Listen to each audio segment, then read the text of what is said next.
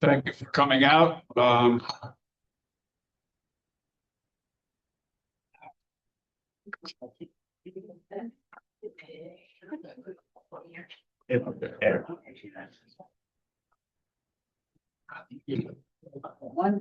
Okay. So good evening again. I'm Victor Luke. I'm the mayor, and I want to introduce some of my colleagues before we get started. We have Deputy Mayor Malia Herman. Okay, John, you ready? I'll see you on the next one. I better get a big one. Township Committee Member Nancy Adams. Good. I got two more. And Township Committee Member Jane Collins Colding. So, Committee Member Dean Duffus couldn't be here. He has a community board on police meeting tonight. So I'm going to run through. I also just want to introduce our Township Administrator, Patrick Weary, who is working the Zoom tonight. And you'll meet some other folks who are going to be speaking to us. So here's how the meeting's going to go. I'm going to make a few remarks. I'm going to introduce Melissa Mancuso, who's the director of our Community Services Department. She will speak for a bit, and then she'll introduce Paul Pittner, who's our engineer and director of Public Works. And then Paul will introduce Kirk Danielson, who's the project manager at VHB. Then after that, we'll do questions and comments. We got a slideshow for you. We also have the boards back there. And in the far back, we have snacks, so you can enjoy the snacks later. And there's a bunch of flyers for programs that are coming up. So we met here last April in 2025, and we presented the ideas for reconstructing the field. And after that meeting, we made a bunch of decisions, and we've been working on that in the design of the field. So just to go over those, it's one large field. It's going to be a multi-use. It's going to be a grass field. And then the field will be able to be lined into smaller fields so you can have multiple games, or you can move the fields around so that we can have less impact on the grass. The field will be sand-based, and that will facilitate the drainage. The softball field will be eliminated. The walking path will be repaved and improved upon, and we'll talk about that some tonight. The park drainage will be improved. And the way we're designing it, it's not going to have any impact on Newark Way or other residential streets. And we will provide an update on the timeline for the field construction. And all that is in phase one. The field is phase one. But we also heard you last year about the rest of the park. People said, well, you're focused on the sports and you're focused on the field, but what about the rest of the park? And that's what we're going to be talking about tonight. It's the non-playing field, and you see some of that with the playground. We're going to be talking about the Newark Way entrance. Again, the improvements to the path and some of the changes we're making with benches and picnic tables and what have you. And that's all going to be phase two. And phase two is going to be done in 2027. So we're not going to be able to do both at the same time. So 2026, we're going to be focused on phase one, which is the field. In 2027, the rest of the park. And we plan to submit an application for funding to New Jersey Green Acres program. So that's something that we will be doing. We will be making that application, and hopefully we'll be getting some money to help us pay for this. And so at the end of the meeting, we want to hear from you as to whether or not you feel we're on the right track. We'll then finalize the plan, and then we're going to have a formal presentation and a public hearing at the next Township Committee meeting, which is February 17th. And that's required by Green Acres. Then we'll present pretty much what you're going to see here with maybe some tweaks based on what we hear tonight. And then we'll move forward with the application. So just a couple things on the meeting. We plan to leave here at 9 o'clock. We're taping this session, and then we're going to be posting it on the township website. The speakers will speak up here and they'll be using microphones so that everyone can hear. And that will come around with microphones for questions and comments. So if you have a question, just raise your hand. We'll come with a microphone, wait to speak until we have the mic. And we ask you to limit your comments or questions to 2 minutes. And with that, I will stop and I will introduce Melissa Mancuso, who's the Director of Community Services, and she'll talk to you about some of the information gathering and some of the planning that we've been doing. Hello, everyone. My name is Melissa Mancuso, and I'm the Director of Community Services for the town. I've worked with a lot of you before.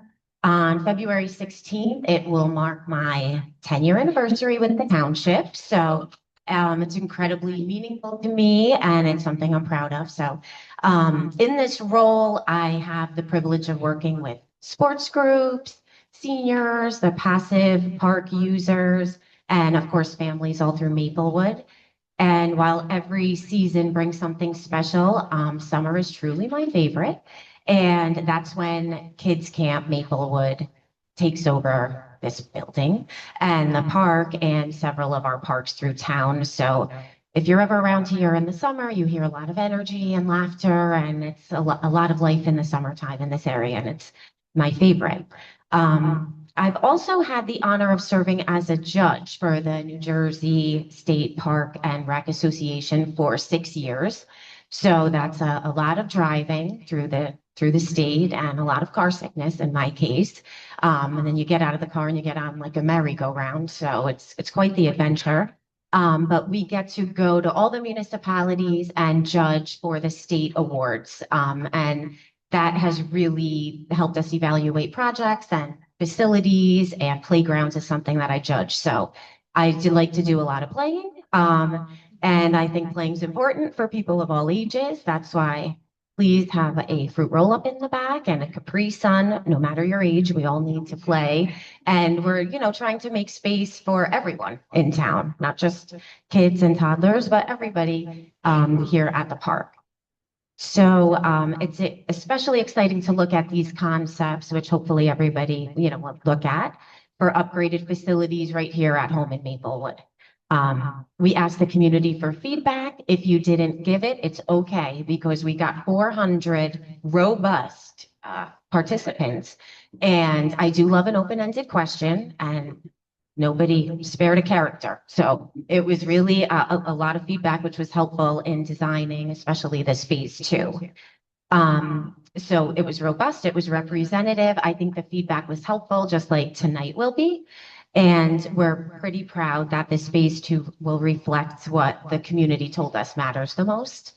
So please, thank you guys all for participating, and feel free to keep giving feedback, because we're receiving, we're listening. And with that, I'm thrilled to turn it over to Paul Kittner, and he's our Township Engineer and Director of Public Works.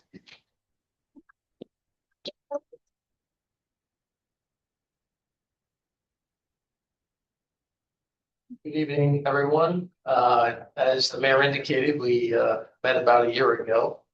I think he covered probably half of my outline that I was planning to talk about. So maybe I could sit down and write it down and just go on to the next person. But, I just want to stress that at the last meeting, we got a lot of good feedback from the public. And we went into that. Hold the mic up. Yeah. I'm sorry, we went into the meeting with the understanding that we're just here to work on a athletic field.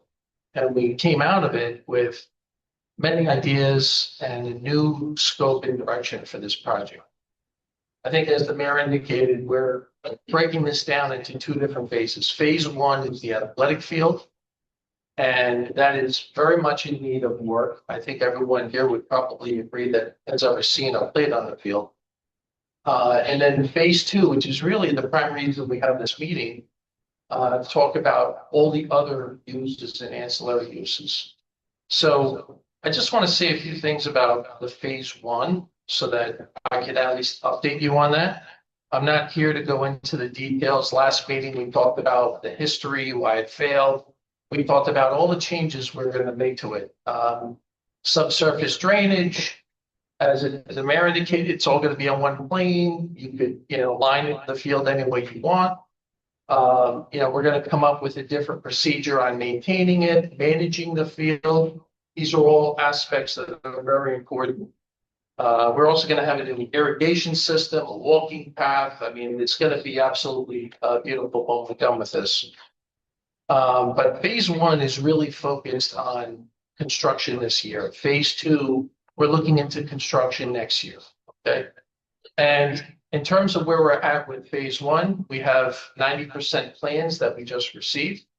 So we're trying to incorporate some last minute comments, the last final changes. And BHB is going to revise those plans. We'll have those plans complete. All the drainage and major components of the field are complete. We are still addressing some final comments that we received from the public and from that survey. So that's all getting mixed into the design. And in terms of scheduling, we expect that all plans, specifications, and bidding documents will be finished by mid to late March. That's of this year. And with an early April public advertisement. That's for phase one. And in terms of construction, we expect construction to start early June with final grading and sod, full irrigation completed by the end of September. That's what we're anticipating. And that's a pretty aggressive schedule given the size and complexity of this project.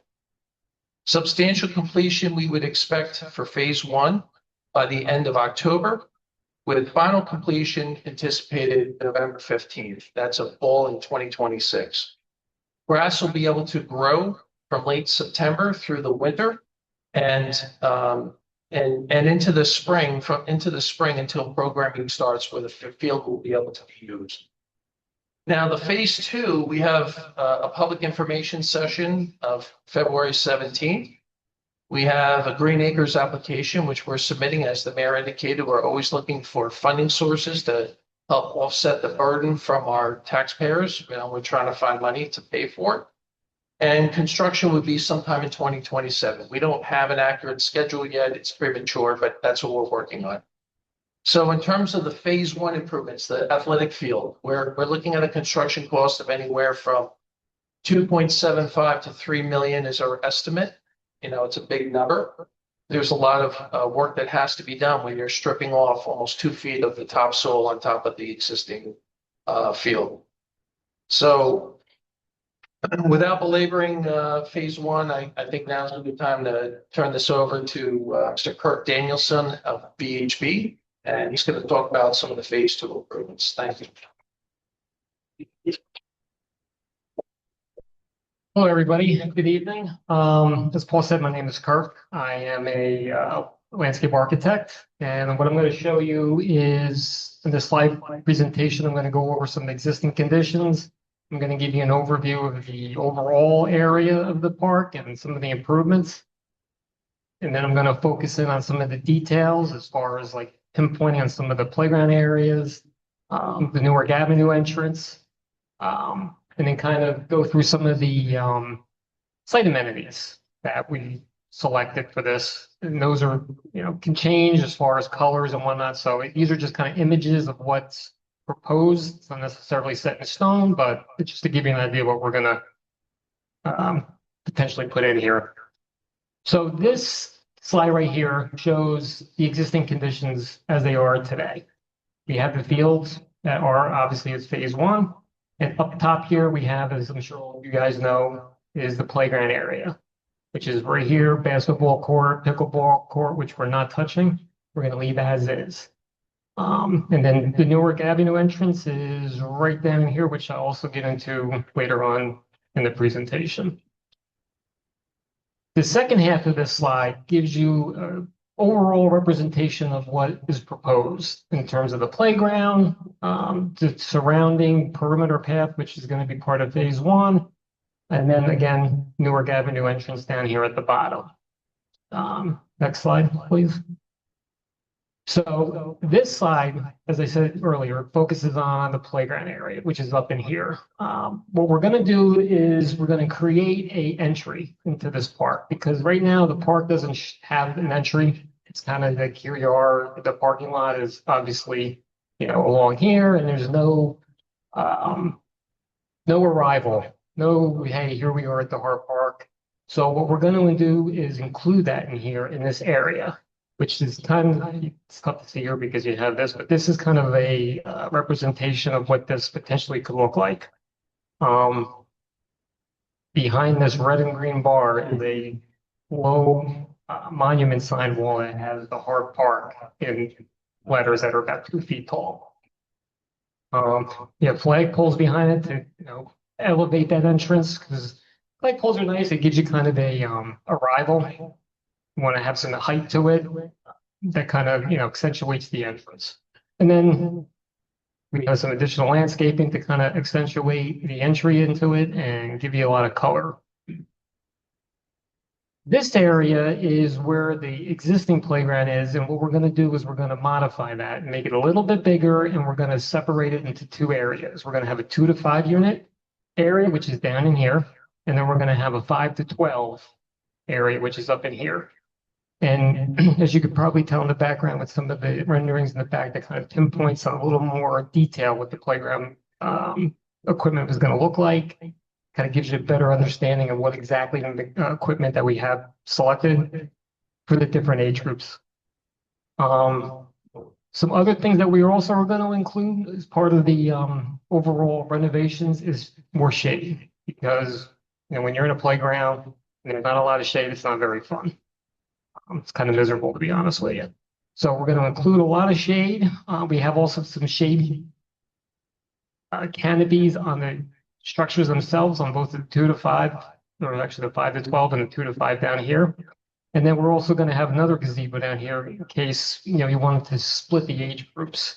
Sometimes, when you have 2 to 5 and 5 to 12, some kids, they don't get along and they want to kind of have a separation. We're going to accommodate that.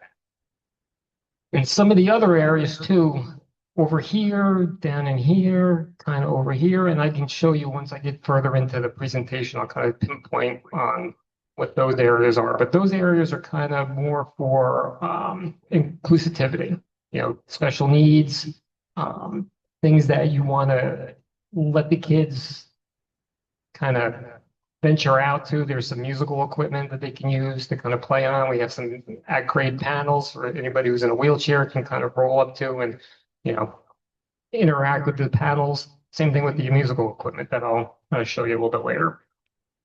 What we're also going to do is we're going to expand the swings, because right now the swings are kind of separated and they're kind of disjointed a little bit. So we're going to include the swing bank, from here to here, and we're going to have belt swings, we're going to have bucket swings, we're going to have adaptive swings. So we're going to try to cover everything in terms of, the needs of all the children.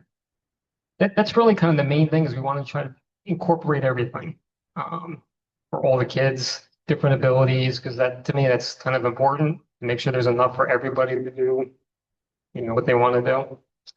And then what we're going to do is we're going to create down in here, we're going to create 2 viewing areas for the soccer field. We have one area here, which is going to kind of highlight the field that's going to go along this side. And then we have another one over here that's going to also kind of overview on this field, if they're in this direction.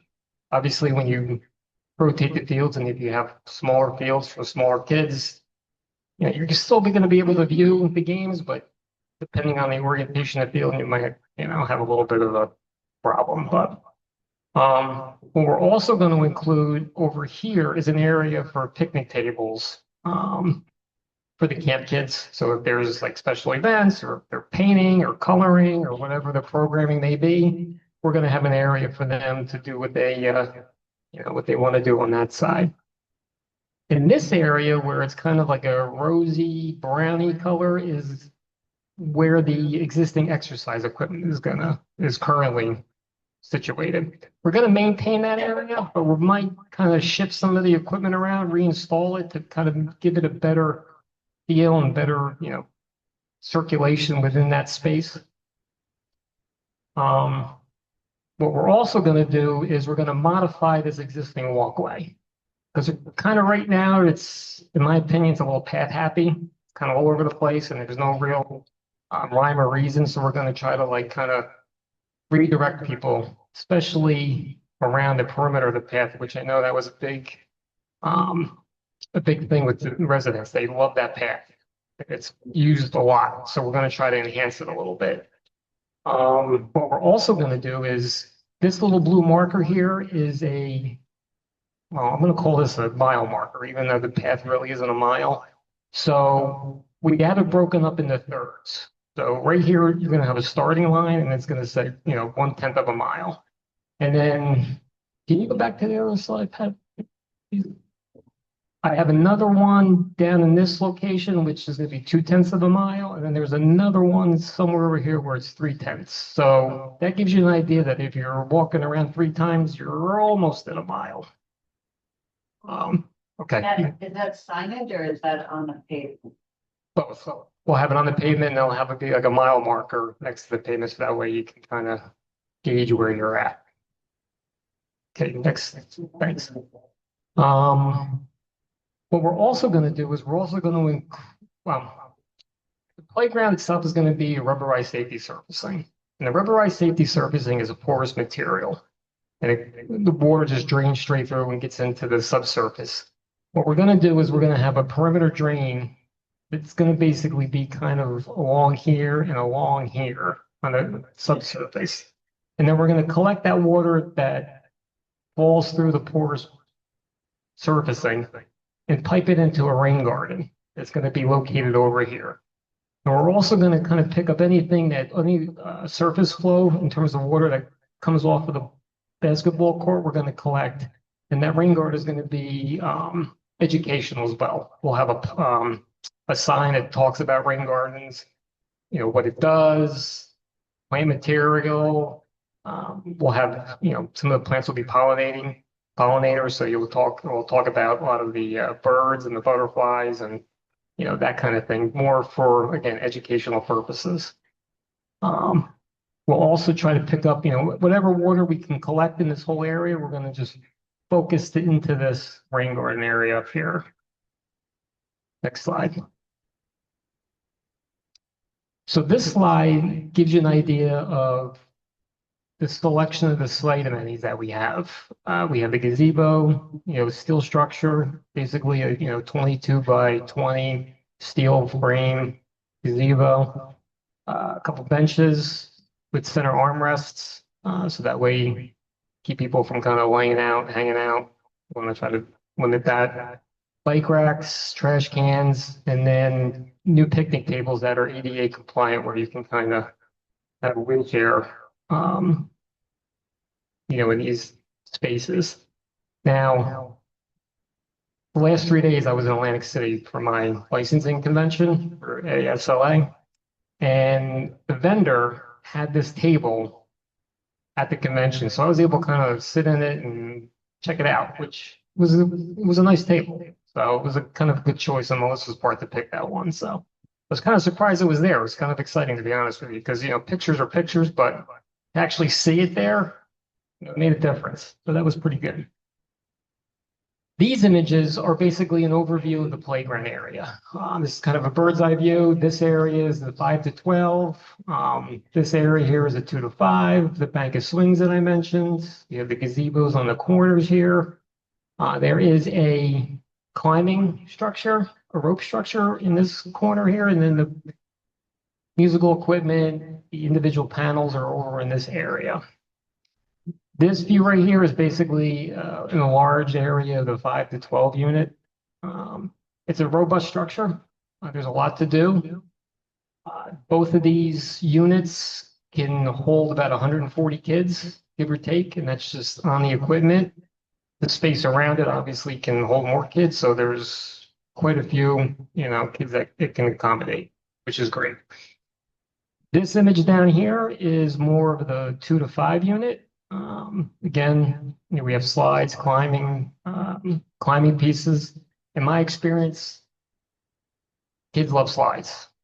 Kids love to climb. So I try to incorporate a lot of those elements into the parks and playgrounds that I designed. So I wanted to kind of, include a lot of that for them because I know that's a big a big, it's a big thing for the kids. They love doing that. So, and then we try to come up with some kind of theme. We're up in Essex County, a lot of trees, it's very woodsy. So we try to kind of maintain that theme or that look, that aesthetics.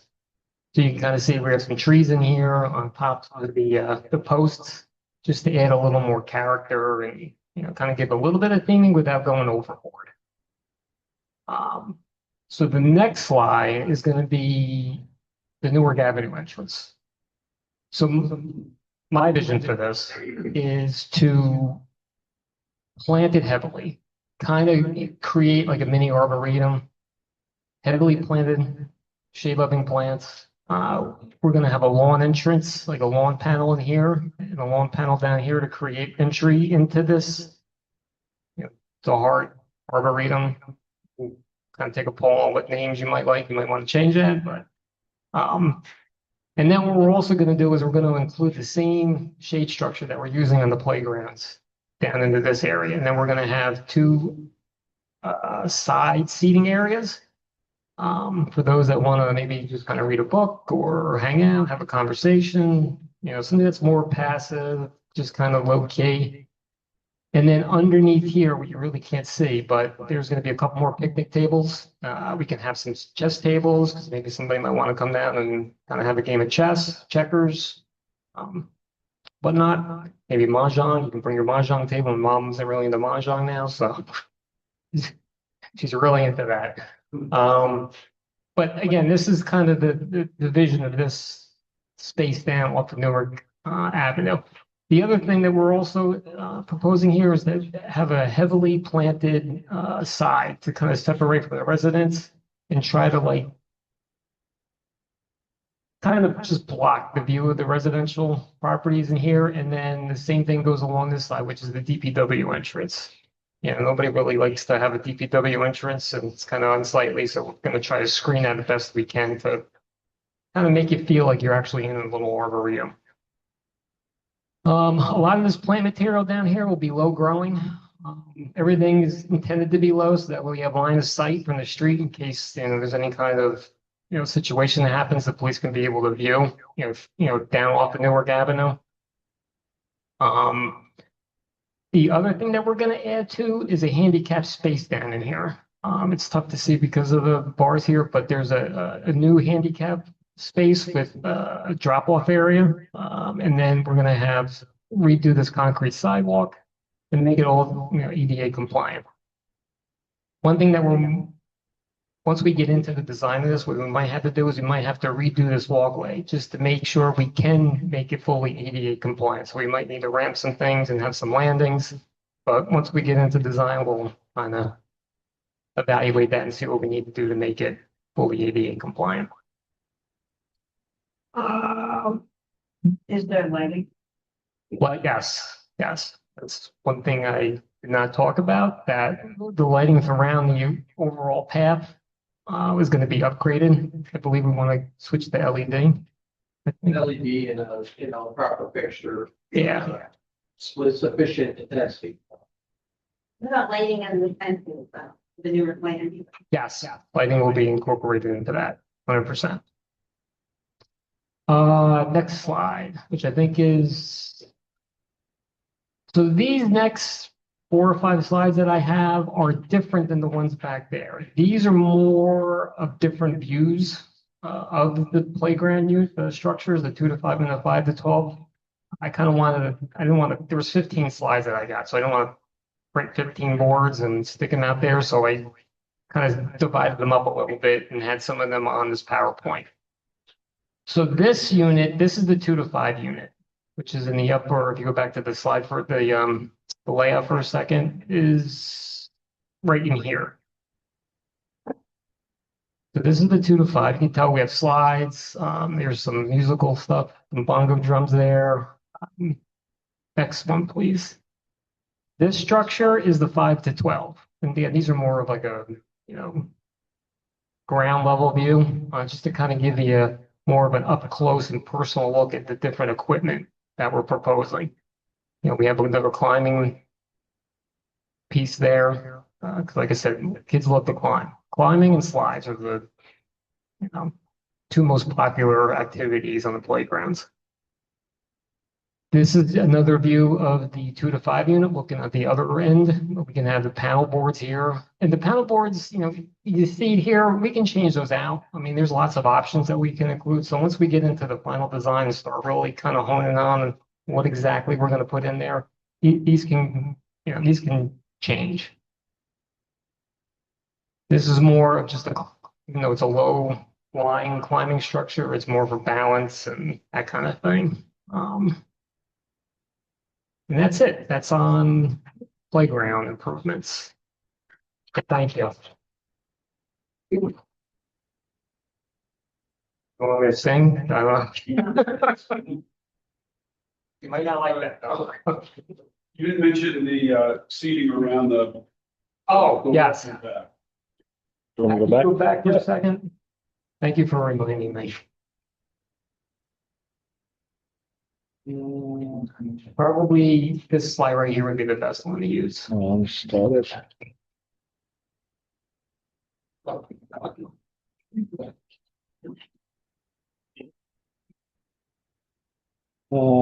Yes.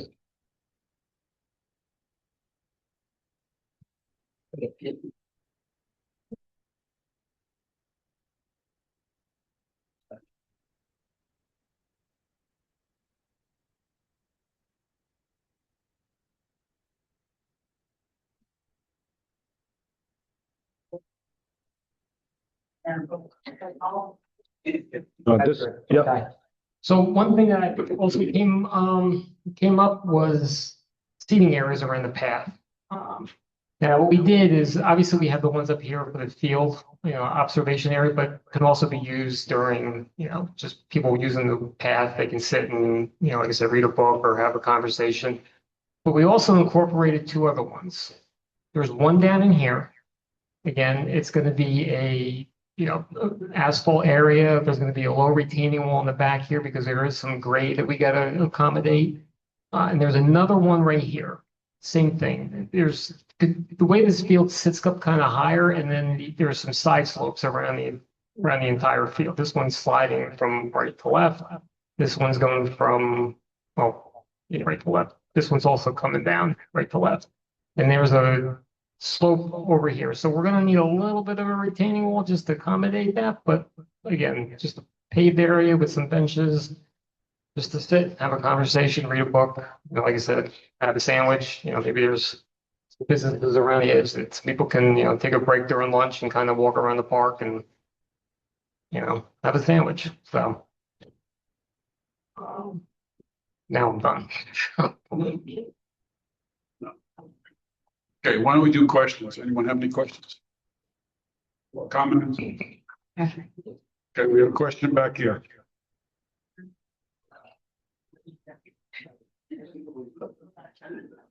Hello, my name is Donya. I live very close to the park and I have a question for the infrastructure regarding restrooms and trash disposal, because this park, as we all know already, highly frequented, if not crowded sometimes. And the restrooms are not, are there any plans to have more restrooms and maintained restrooms? Yeah, that would be my question. Thank you. Yeah, thank you for the question. So the functions that you're talking about in terms of cleaning, Be closer. and cleaning and trash removal, that's really a DPW function.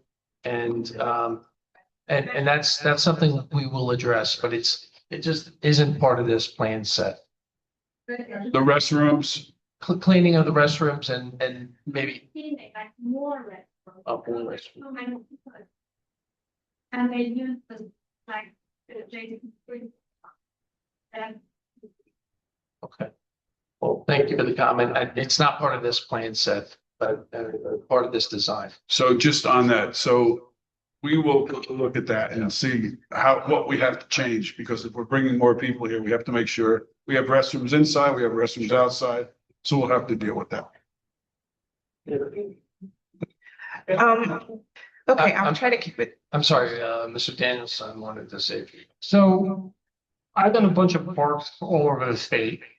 I've been doing this for almost 29 years. There's a park that I did in Hoboken, and I'm just giving you information.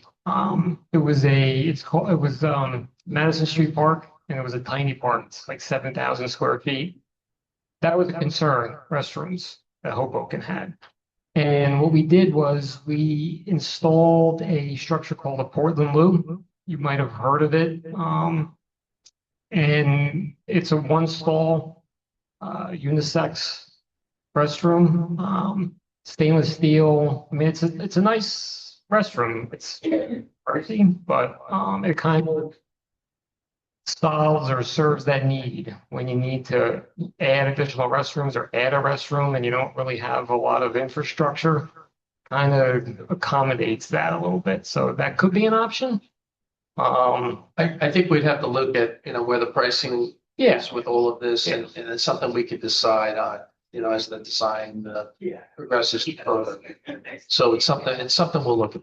Thank you.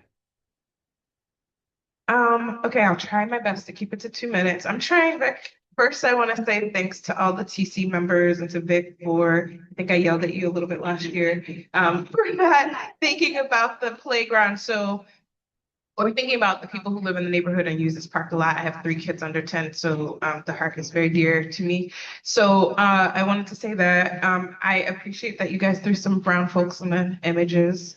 More than happy to have a lot more next time around. But I appreciate you being thoughtful about that and trying to think about making sure the park reflects the community as we imagine it. One of the things I want to ask is if there was any way we could actually have a natural surface instead of this like kind of turf stuff that they have on the ground. But because it allows for the possibility to add trees. And I know like people are anti-trees maybe because it requires like I'm guessing it's a maintenance issue. Like in Philly, people hate trees because they say they're dirty. So I don't know if that's what's going on, but like it would be nice to have trees actually, because I've gone to other parks in our community, like the Hidden Park, I think it's called Orchard Park. It's really nice to be there year round because it has tons of shade and tree cover. Even when you add the like squares and stuff over these kinds of surfaces, they get very, very hot. And it's very hard to use them, especially when it's going to be across from a basketball court that is also asphalt. And so I just wanted to kind of ask for more greenscaping. Like I like the rain garden, but greenscaping is a big part of how architecture is working right now, like creating greenways and all sorts of stuff. So I really hope that you can bring trees back. If you look at the trees that have been lost in this playground, it's pretty significant.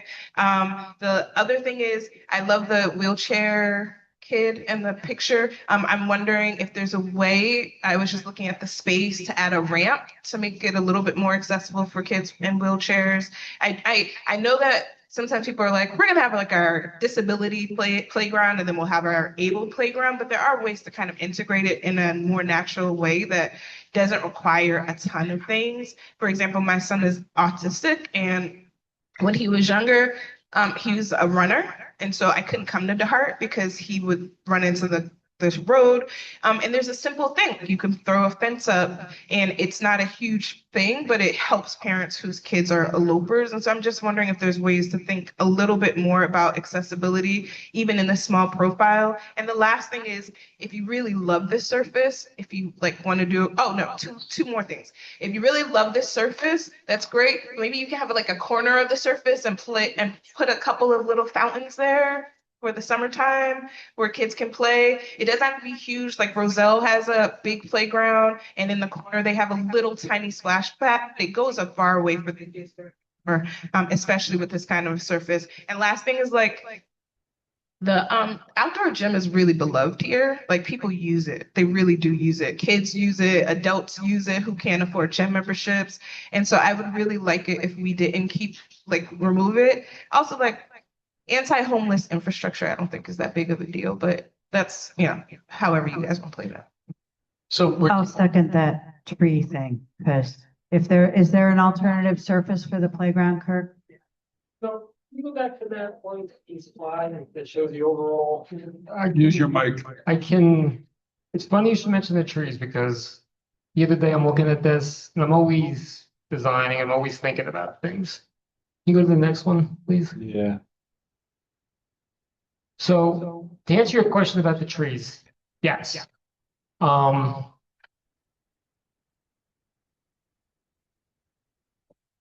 to put you on the spot. No, no, you're all right.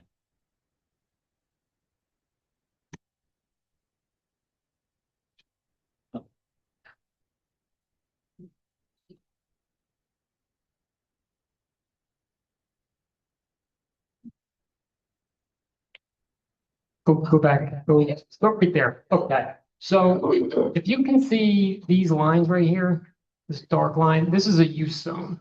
So we need to respect this use zone for safety. But there's an area right here and an area right here that we could carve out to add some trees to this immediate area. I also added trees along the basketball court to provide shade because this is facing north. So you're gonna have your summer shade, your summer sun coming around this way. So these shade trees, which are a larger tree, is gonna cast a lot of shadow on this surfacing over here.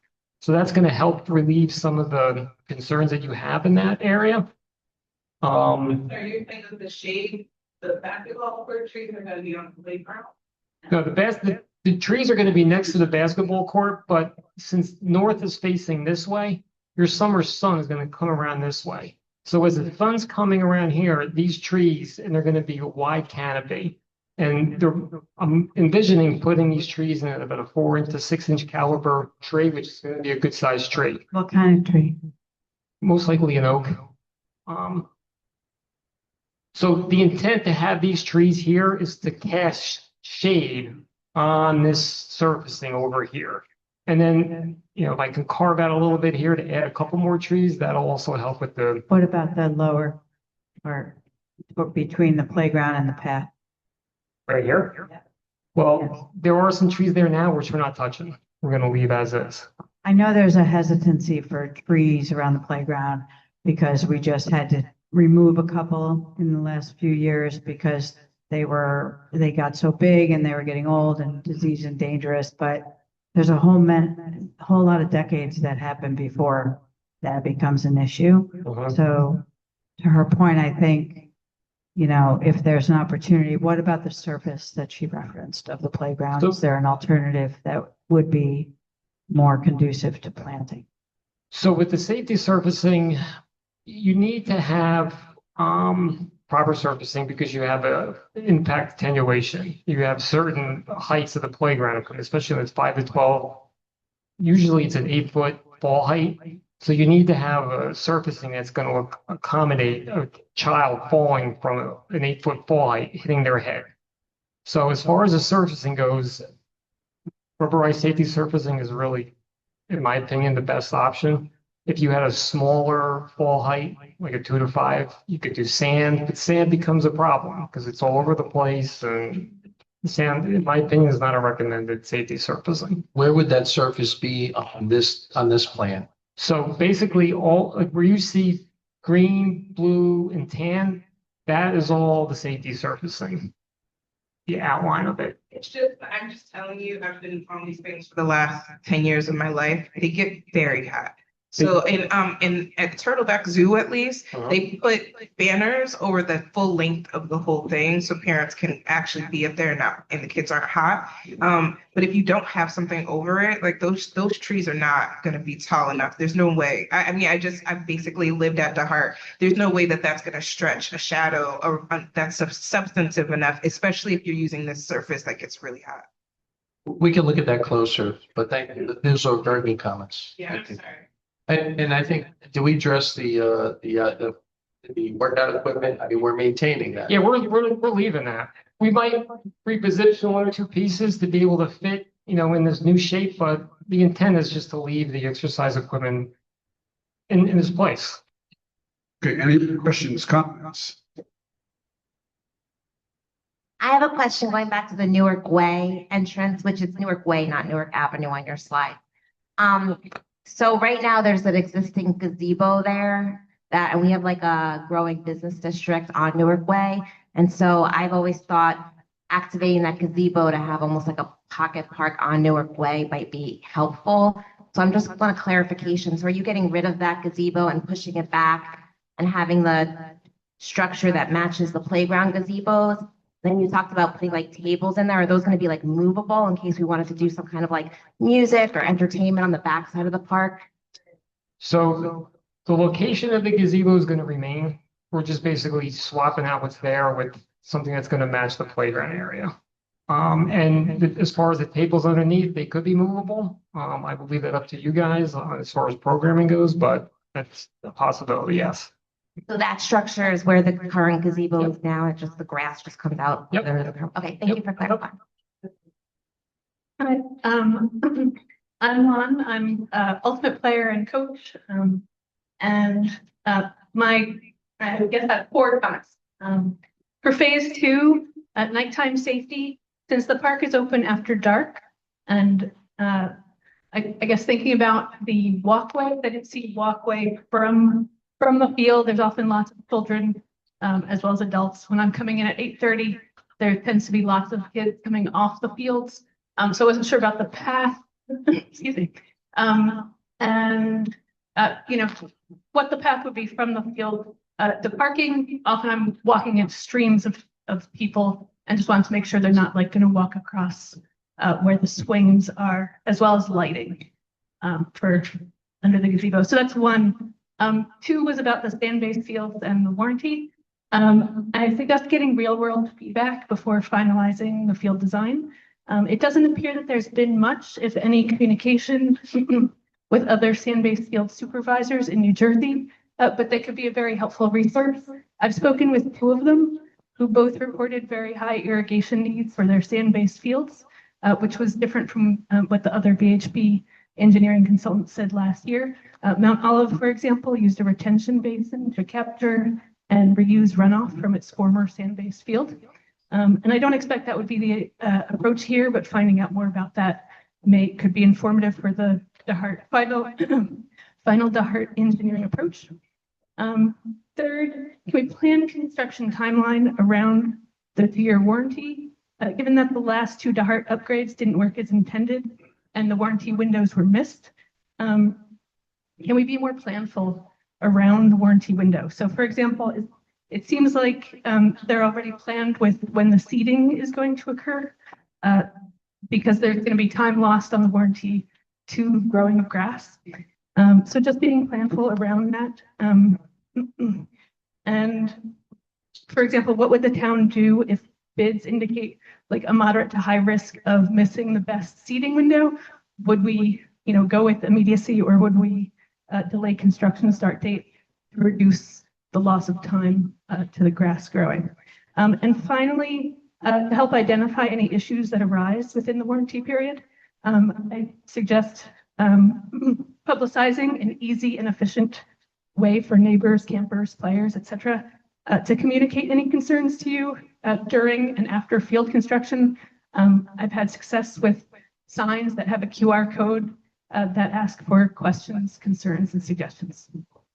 These are all good comments. Thank you. And I've had the pleasure of speaking with you, Lon, before on the phone. In terms of the sand field, I think last time we did indicate it's going to require more irrigation.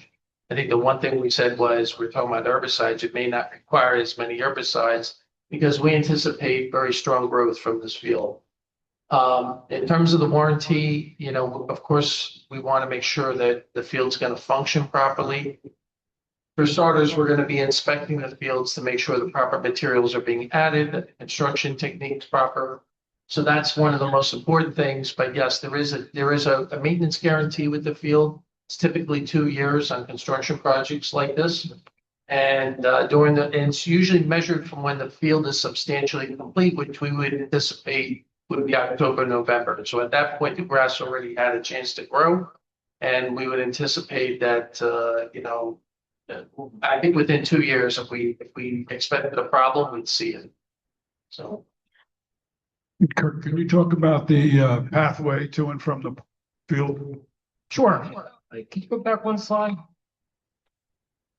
So right here, we have a pathway that's leading from the field that is going to link up to this new section of walkway that's going to be installed during phase 2. We could add another one on this side if need be, so that way there's access from this field. as it is now, there really isn't any other entry points along here just because of grade. There's a knee-high wall here, or not a knee-high wall, but there's a little bit of a wall here, high curb maybe, so it kind of precludes entrance from this side of the field. So, but we could definitely add another one over here. That's, yeah, Yeah. absolutely. Could you show where, there's only one entrance to the field now, correct? Could you show where that is? Well, there's one existing or proposed. Existing, I believe there's one here, right? and there's another one over here, I think. If I remember correctly. Actually, there's a gate. I want to say there's a gate here and there's another gate over here. Any other comments, questions? I've got a few. So, number one, the trees that are supposed to shade onto the playground. Yes. How large are those soil volumes? If you're going to be planting a 4 to 6 inch caliper tree with a very small soil volume, how is that going to grow? So what we're gonna do is this area between the edge of the court and the edge of the walkway, because the walkway we're also gonna redo. So we can narrow the walkway up a bit, because right now it's pretty wide, so we can expand that area to give the tree itself enough room as far as the root structure goes to grow. So we can accommodate for that. Would you consider structural soil or a silva or something? Would I consider it? Yes. I don't know if it's 100% needed in this area, because what we could do is we could do also some trying to think of the name of it's called deep root. It's like Oh, that's the silva cell. well, the silva cell is kind of it's almost like a milk crate, where this is different. This is it's basically a piece of plastic that's about 2 feet tall, and you put on the sides to force the roots to go underneath any kind of pavement. Okay. It's a deep root product. I just can't think of the name at the moment. That's what happens when you're old, so forget things. Fair enough. Well, that means the large, you get the idea. Large, Yes, you're gonna have if you're gonna have a 4 to 6 inch caliber tree, your root ball is gonna be pretty big. yes. So you're gonna be able to accommodate that root ball and give it the best survival chance. What I would probably do is I would probably dig that whole area out, put the ball in, install the trees, and then backfill with loose soil. Because anything that's compacted, you're not gonna. You want to give that tree, any kind of plant material, best fighting chance to take root and survive. Compaction doesn't go good with. Understood. I'm even thinking like, so it's probably going to take like 4 years for the tree to even start growing, right? And then where is the roots even going to go? So the rule of thumb is for establishment, it's 1 year per caliper tree. So if you're doing a 4 inch caliber tree, you're going to need about 4 years for it to really get established. But with that deep root product, it's really going to kind of force the roots to get down underneath. So I think you'll be fine. Okay. Well, then there's other things though. It's like there seems to just be the existing trees and the path that's getting torn up and getting dug right through a lot of those root systems. What protocols are going to be put in place to protect that critical root zone? So what we could do is once it comes time to construct, or once it comes time for design, we can put in the specifications that the contractor can come in and air spade and then root prune accordingly. So that way we give those existing trees the best survival, due to the construction impacts. That's right. And then, so for the rain garden at the top, when we're talking about putting in pollinators, who's going to maintain that?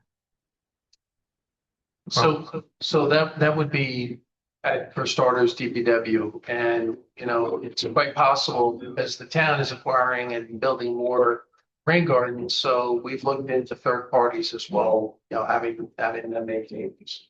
It gets costly, but for now would be DPW. Well, yeah, I don't doubt it. I'm speaking to the fact that it's costly and these things, herbaceous layers often fail in situations like this. Maintenance is a problem. And then this is more so out of curiosity. overflow and what's going on with the soil modification to increase? What is the goal? Infiltration? Is the goal to just have it someplace for retention and then overflow into the system? What's the goal with the rain garden? I think it's all the above, you know, if we can infiltrate some water and reduce the volume, because that trunk line that's on Burnett, it often surcharges and it's older, so it's subject to maintenance. So if we can infiltrate, reduce the volume, that's great. If we could treat the water quality beforehand and treat that runoff before it's discharged, I think that's also a big positive too. Or is there soil remediation going on? Or is it just kind of dig a pit? We haven't finalized the design yet, Okay. so right now it's just a concept. Okay, and then just the last thing is, it would be nice to probably put some more shade sails on a lot of these seating areas. Like these do look pretty uncomfortable to sit on, especially if, you know, it's a black bench. Yeah, so shade sails seem to me like a fairly cheap alternative to these larger gazebos on the playground and on some of the bench areas.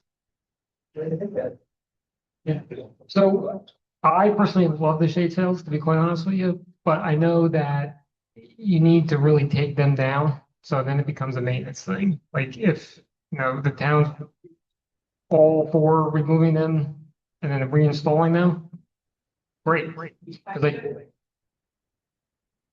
during the winter time, like, you know, with all the snow that we got, if you have a shade sail, you know, up, you're gonna put a lot of stress on that shade sail and it's gonna cause the structure to fail. So you really should take down the sails, you know, in the winter time and then reinstall them in the springtime. Is that big? Is that a huge maintenance concern? Well, It is a huge, it's a concern. We don't have the capacity or the expertise to do it. And that's, you know, it's not just taking it down, but putting it back up based on manufacturing standards. So that's why we went with the hard structures, because we were concerned that after a few years, we might wreck these as we put them back up or take them down. And I got the grant for the one over the.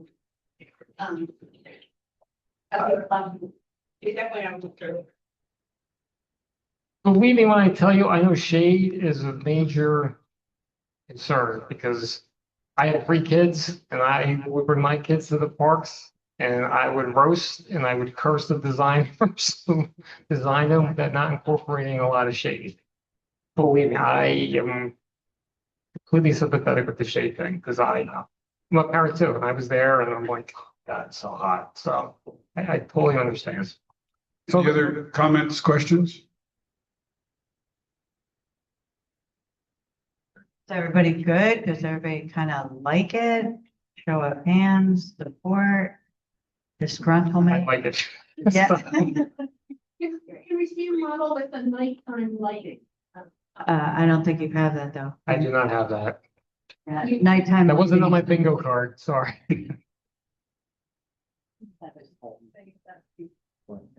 Just to be clear, the sports lighting is not going to change, right? The same sports lighting we have is going to be there. It's the same lighting, we're changing one of the lights, the location.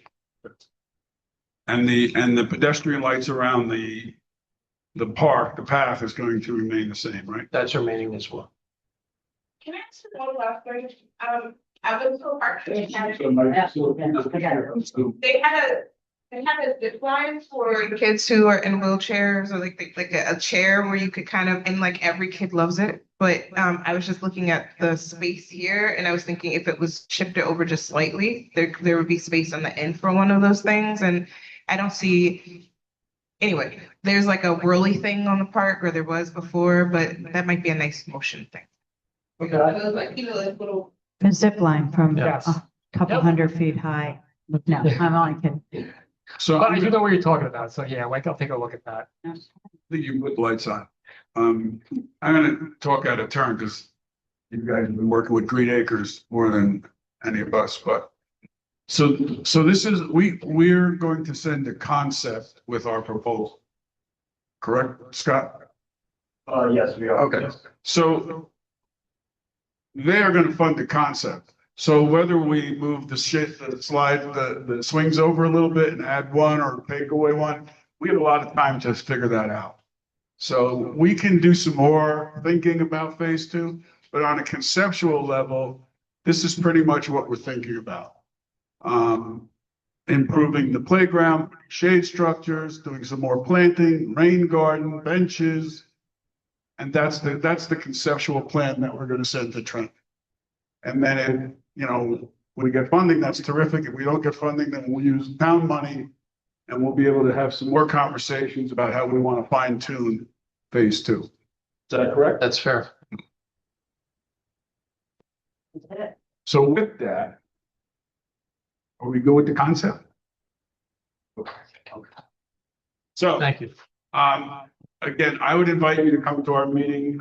I don't know how much we're going to tweak this. We might find a few things you might have heard, some things you might want to add and stuff.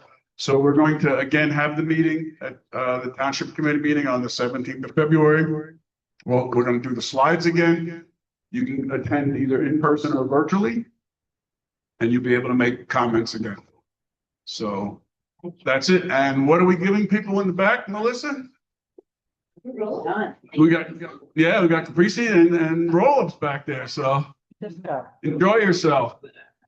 And if you have any questions about any of the boards, you can see Paul or Kirk. Thank you. Thank you all for coming.